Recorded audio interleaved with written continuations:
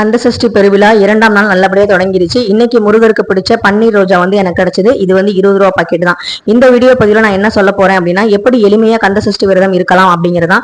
ஏன்னா என் தங்கச்சி நேற்று அவ்வளோ டவுட் கேட்டாங்க போன்ல, ஏக்கா எப்படி இருக்கணும், இது ஃபர்ஸ்ட் டைம் நான் இருக்கிறேன், எந்த மாதிரி அவங்களுக்கு இப்பதான் வந்து டெலிவரி வேற ஆயிருக்கு. அதனால நான் சொன்னேன், நீ உனக்கு இப்பதான் டெலிவரி ஆயிருக்கு, நல்லபடியா வந்து குழந்தைக்கு வந்து நீ வந்து பால் கொடுக்கணும், நிறைய விஷயங்கள் வந்து வேலை பார்த்துக்கணும், கண் முழிச்சு இருக்கணும். அதனால வந்து பாத்தீங்கன்னா உனக்கு ப்ரெஷர் வந்து ஏறக்கூடாது, நல்லா சாப்பிட்டுக்கோ, நீ என்ன மருந்து மாத்திரை எடுத்துக்கிறியோ அதுக்கேற்ற மாதிரி நீ சாப்பிட்டுக்கோ அப்படின்னு சொல்லியிருந்தேன். அதே தான் உங்களுக்கும் சொல்றேன். அதே மாதிரி அவங்க கேட்டது நெய் விளக்கு தான் ஏத்தணுமா, இல்ல வந்து 3 வேளையும் சாம்பிராணி போடணுமா, நிறைய கேள்வி கேட்டாங்க. இந்த மாதிரி கேள்விகள் நமக்குள்ளேயுமே இருக்கும்.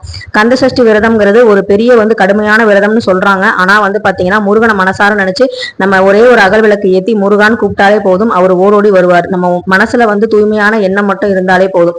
அதனால வந்து பாத்தீங்கன்னா நான் வந்து 20 ரூபா பாக்கெட் பூ தான் வாங்கியிருந்தேன். அதுவே வந்து எனக்கு நிறமா இருந்தது. அதே மாதிரி வீட்டுல பூத்த செவ்வரளி மலர், நான் எப்பவுமே எண்ணெய் பயன்படுத்துற, சாமிக்கு விளக்கேற்றது பயன்படுத்துற எண்ணெய் தான் நான் வந்து யூஸ் பண்ணியிருக்கேன். அதுவும் சின்ன காமாட்சி அம்மன் விளக்கில் தான் வந்து ஏற்றிருக்கேன். அதனால எனக்கு எண்ணெய் செலவும் ரொம்ப வராது.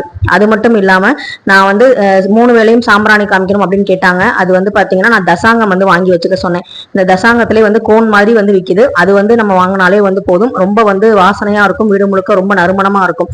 இது வந்து நம்ம 2 வேளை காமிச்சாலுமே ரொம்ப வந்து திருப்தியா இருக்கும். அதே மாதிரி சூடம் வெள்ளையுமே பாத்தீங்கன்னா ரொம்ப சின்னதுதான் நான் வந்து ஏத்துவேன். ஸோ இதனால வந்து பாத்தீங்கன்னா நமக்கு வந்து ரொம்ப செலவும் ஆகாது, சஷ்டி விரதமும் நல்லபடியா செய்யலாம், வீட்லயும் எந்த பிரச்சனையும் வராது.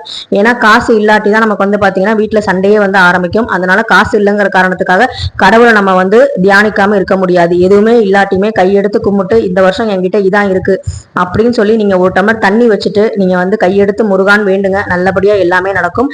அதுக்கப்புறம் அடுத்த வருஷம் நீங்களே வந்து முருகருக்கு அறுசுவை விருந்து படைக்கிற அளவுக்கு நம்ம வந்து நல்லபடியா வச்சிருப்பாரு அப்படிங்கறத நீங்க முதல்ல நம்பணும்.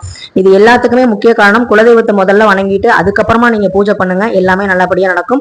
இன்னைக்கு வந்து 2ஆம் படைவீடான திருச்செந்தூர் முருகனை பத்தி தான் இன்னைக்கு லாங் வீடியோ வரப்போகுது. அவரை பத்தின சிறப்புகளை வந்து நான் சொல்ல போறேன். ஸோ இந்த வீடியோ பிடிச்சிருந்தா கண்டிப்பா வந்து சப்ஸ்கிரைப் பண்ணி வச்சுக்கோங்க. நேத்து முதல் படை வீடான திருப்பரங்குன்றத்தை பத்தி நான் வந்து சொல்லியிருந்தேன், 12 சிறப்புகள் சொல்லியிருந்தேன். ஸோ வந்து எனக்குமே சொல்லும் போது ரொம்ப சந்தோஷமா இருந்தது. அதை பார்க்காதவங்க இந்த வீடியோக்கு மேல கொடுக்குறேன், கண்டிப்பா வந்து பாருங்க. கடவுளுக்கு வந்து எளிமைதான் ரொம்ப பிடிக்கும், ஆடம்பரம் என்னைக்குமே பிடிக்காது. அது வந்து நம்மளோட ஆசைக்காக நம்ம செய்யறதானே தவிர, ₹1 சூடம் ஏத்துறவங்களுக்கும் அதே கருணையை தான் காட்டுவாரு, இல்ல வைரகிரீடம் சாத்துறவங்களுக்கும் அதே கருணையை தான் காட்டுவாரு. அது வந்து பாத்தீங்கன்னா அவங்கவுங்க மனசை பொறுத்து தான் வந்து பாத்தீங்கன்னா கடவுளுமே அந்த மனசுக்குள்ள வருவார். சோ உங்க மனசுக்குள்ள கடவுள் வரணும் அப்படின்னா நம்ம வந்து பாத்தீங்கன்னா உண்மையான அன்போட மட்டும் அவர் வணங்கினாலே போதும். கடுமையான விரதங்கள் இருந்து முடியல அப்படிங்கிற பட்சத்துல நம்ம வந்து பாத்தீங்கன்னா சாப்பாடு எடுத்துக்கிறதுலயும் ஒன்றும் தவறு கிடையாது. அதே மாதிரி கோவில்ல கொடுக்குற பிரசாதங்களை சாப்பிட்றதுலயும் ஒன்றும் தவறு கிடையாது. இந்த வீடியோ பிடிச்சிருந்தா லைக் பண்ணுங்க. நன்றி.